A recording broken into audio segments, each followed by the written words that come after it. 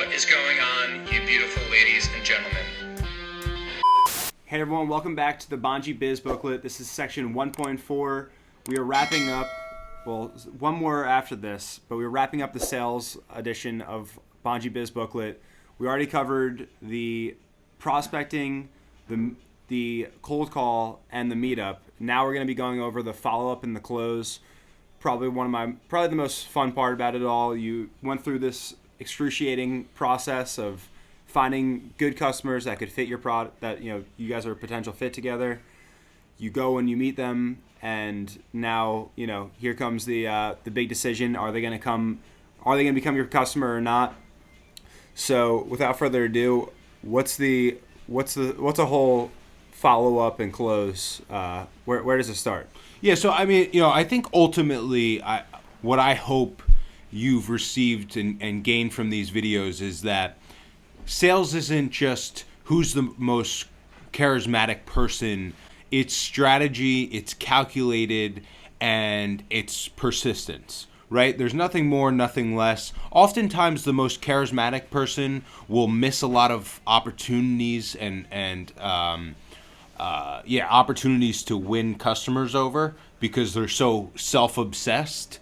This is calculated and solely focused on the customer, right? This whole cycle is about earning the respect and the trust of a potential customer, building relationships in a calculated cycle, right? As quickly and as efficiently as possible. There's no one size fits all to sales, and very rarely you're going to go in there and sparks are going to fly and they're going to be like, I want your product immediately. So you do have to really respect every part of the sales cycle. You really did all the hard work leading up to this. This is kind of just, they've had the chance to see what you can do for them. They've had the chance to try out the product or hear about the service. Right. So now it's, calling and seeing, hey, can we get started? Right. And like everything in life, it can be emotional, and that's why we have to lean into the cycle and the processes that we're laying out for you to reduce the emotions and just focus on what's next. How do I earn their respect, right? So we get into the follow-up. The goal in the follow-up is just to embed your name, your company's name, into the person's head and show and earn their trust through persistence and professionalism, right? So a week after the meeting, the initial meeting you have, and chances are there's a 90% chance that you didn't win them over in the initial meeting. If you did, great, but don't get comfortable with this. You have to respect every step of the sales cycle. So after the meet, you had a good meeting. They said, let me sit on this and think about it for a little while, talk to my partners or some other people involved in the decision making. So now you're in the follow-up. So set it 1 week after the initial meet and follow up with them. Call them. If you have a conversation with them, great. Send an email. Referencing everything you discussed so it's not forgotten about. If you don't close them after that, we'll get to the closing in a second, but after the first follow-up, a week after, follow up again. Call. If they don't answer, email them. If you have their personal cell phone, you could text them. The third follow-up, 1 week after the second follow-up. The fourth follow-up, 1 week after the third follow-up. It's going to take repetitions, right? People are busy. Don't take it personally. It's just they're not ducking your call. They just have a lot going on. After the fourth follow-up, if you haven't gotten someone on the phone or if you haven't closed them, make the fifth follow-up 3 to 4 weeks after the fourth follow-up. And after the sixth follow-up, it should be maybe a month or 2 months after the fifth follow-up, right? So consistent, week, and after the fourth time, space it out a few weeks. After the fifth time, a few more weeks. Keep following up in a consistent pattern and try to catch them in a free period and be calculated. And you can put all of these into an Excel document, however you work best, or in your notebook. I followed up with this person at noon. They were at lunch. They take lunch at noon every time. You did that in the follow-up the first time. Okay, so don't call it noon. after, right? Be a little calculated, be a little strategic. Follow up, at 10 o'clock a week after, right? Oh, they have their morning meetings. Okay, you're learning about their processes and what they have going on. Okay, follow up at 8 a.m., right? Maybe you'll catch them before other people are coming in. All right, they're not in the office. They come in at 9. Okay, follow up at 3:30, right? Maybe he or she's a night owl. If that doesn't work, follow up at 7 p.m. You see how it's very calculated, right? It's not that the charismatic guy gave up after the first time because he's like, oh, I charm people over. They're not coming to the phone. Well, you're not that important. You have to be calculated and make slight adjustments to ultimately win this person over. When you go out to do a sales meeting and that person, you put that person into your Excel sheet or into your notebook, you want to be married to that until either one decision comes or not. Okay, we got this customer or we didn't get this customer. My worst feeling is having is going back into my notebook and seeing 5 months ago I saw that I went to this one customer and I never really followed through with them, and I'm like, I'd rather have them just flat out say no than me being like, I wonder if that. Yeah, you dropped the ball. Yeah, so you have to kind of make them drop the ball. Make them drop the ball, right? Make them tell you, hey, now's not a good time. Yeah. And by the way, if you're professional and persistent, they're not going to tell you to go kick rocks. There's this misconception out there with salespeople is, what if they tell me to go screw off? Well, if you're professional and you're respectful and you have a little sense of awareness, they're not going to tell you to go screw off. They're going to say, not right now.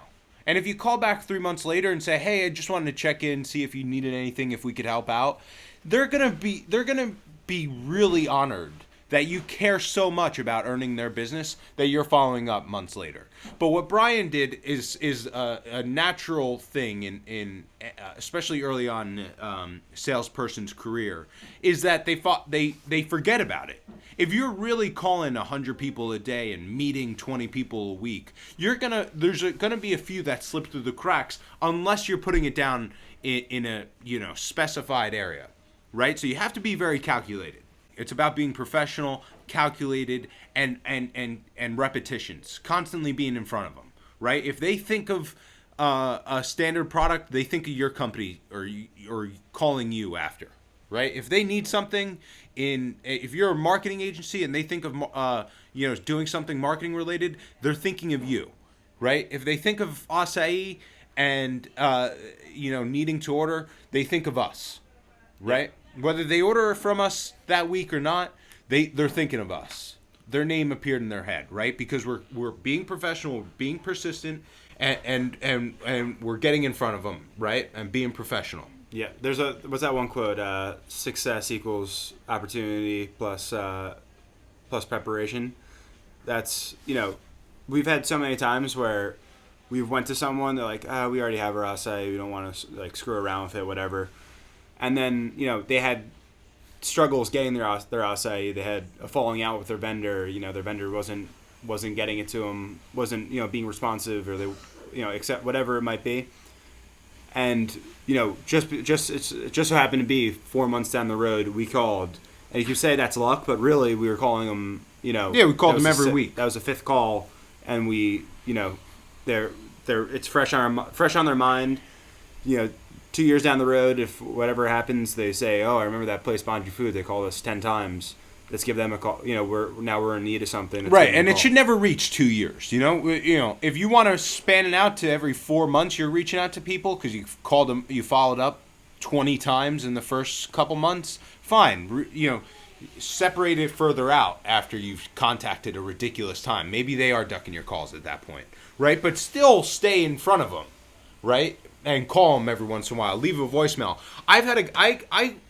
Brian and I both tried reaching out to this guy. They told us, go kick rocks. We're not interested. We're never going to be interested. We're, essentially in bed with our current vendor. Okay, no problem. I called 8 months after saying, hey, and I got the voicemail. I just left a nice voicemail saying, hey, this is what we do. This is what we can offer. I'd love to meet with you if you ever had a second. He called me back. No one calls back anymore, right? He called me back. Years, right? Because we worked we had a plan and we worked the plan. We didn't let emotions get into it. We didn't put a potential customer on a blacklist. I'll never work with them, right? It's unemotional. It's you build a plan, you execute the plan. If things don't work out, doesn't mean the plan's wrong or faulty. It just means that that's life. Yeah, and demonstrate. Doing this demonstrates. I think we're a food product. We're especially the times when we're going up head to head with the competing brand that this restaurant might have used for 3 years or whatever. It's tough to, I die on the hill saying our product is the best product in the entire industry, but you have to understand going into these places and they're using a different product for 3 years. They become used to that. That's become something that they are they enjoy because it's theirs. Yeah. So going winning on product. If you think like that's the only thing that you could win on, it's gonna be a lot tougher. This demonstrates how how hard you're gonna be working at for service wise, and we have since we're still a startup, we feel super personal to the operations and the quality of the product, but I also then I leave that on one side, and on the other side, I'm super into sales and customer service, and I want to demonstrate that I'm going to go above and beyond for my service. And following up this many times, even though it might seem annoying, while we're saying it, and annoying to these people while they do it, but at the end of the day, I have to admit, okay, wow, these guys are really going above and beyond, and I've never had someone want my business this bad before. Yeah. So clearly they're gonna work hard for me. Yeah. So now you finally get them on the phone in the follow-ups, right? And they're probably going to say something along the lines of, I see the benefits of your product, but here's my concern. And early on in the process, you're not going to know what the concerns are, right? You need repetitions. You need to be talking to a lot of people and getting your product or service in the hands of people and let them mess around with it and give you feedback, right? And it's not always going to be positive feedback.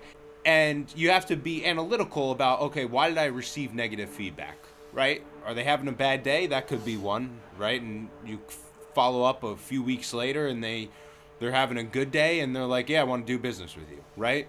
Are they, relevant to the product or service? And you have to make some adjustments, right? And refine the product or service. But you won't realize this until you get reps in, right? And you have people say, it's not a good fit for me because of this. It's not a good fit for me because of this. And after a while, you'll be able to lump your objections into 4 or 5 reasons why someone wouldn't like your product. For our product, some people say it's too sweet. Some people say it's not too sweet. Some people, want a specific ingredient in there, right? So there's only a handful of objections. Some people want more frequent delivery days, right? So there's like 4 or 5 objections we're going to get faced with, right? And we have to be able to have the solutions to address them and their uncertainties with working together, right? And when you do so, you're not trying to win an argument.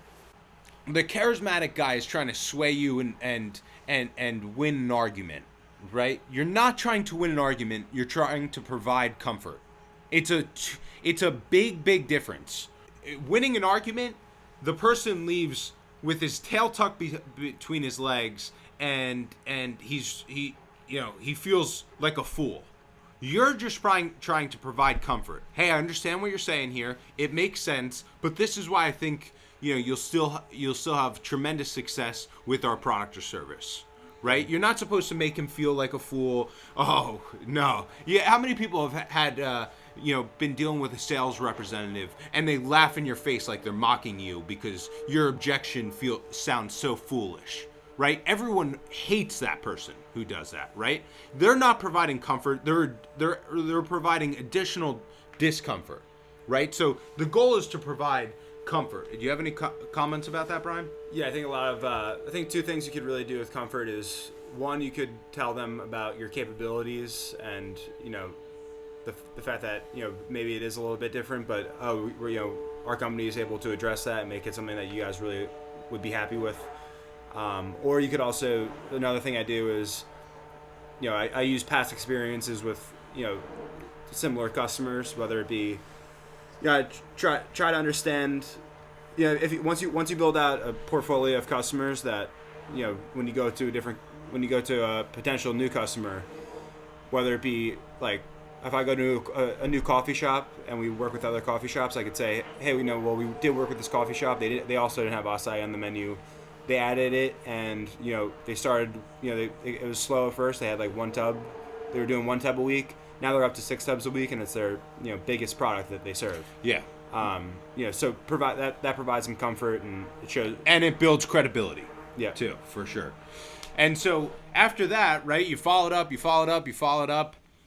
And then you went into overcoming objections once you got them on the phone, and then it's to the close, which most people early on get really uncomfortable with, salespeople, right? Asking for, finalizing it and making it official that you're a customer. And so a way to make this, to alleviate some of the stress that might come with asking for the business, making that a legitimate thing, legitimizing the relationship, is just saying, okay, can I bring you product next week? Can we start the project tomorrow? When's a good day to start? And get them to write it on the calendar, get them to put a deposit down, get your guys in the door as quickly as possible, but nonchalantly, right? Don't make it a big deal, right? It's just say, okay, great, I'm glad you like the product. Can we come tomorrow with a delivery? We have a lot of inventory. We'll probably need some, I don't know. Okay, when will you need some? Oh, we'll probably need some early next week. Okay, we're in your area Tuesday. How's a Tuesday delivery? Oh, okay, yeah, that works great. And it's a casual, nonchalant thing. So just saying, hey, can we come tomorrow? Right? If they say no, it's not no, don't ever come. It's just no, not tomorrow. And then go to the system. When are you delivering in the area? When's your next availability to start a project? When is, whatever. Can I come then? You don't want to be pushy, but you also want to be like, hey, I really do want to help you out. So next time you do need something, let me know. And, we have some rules about if we go to a place, we try to have $150 minimum or whatever that is. For the first delivery, though, it could be, hey, you just need one pitaya tub, you just need one coconut tub, just anything to get into the door, right? Just so they feel comfortable, like, oh yeah, this person does actually show up, right? Because before it's like just all talk. Then you have you have a driver go out there and they see your freezer truck, and that just gives them another sense of comfort. That I just like to try to get that first delivery out of the way as quick as possible, even if it doesn't fit into your box of handle the rules afterwards. Mm-hmm.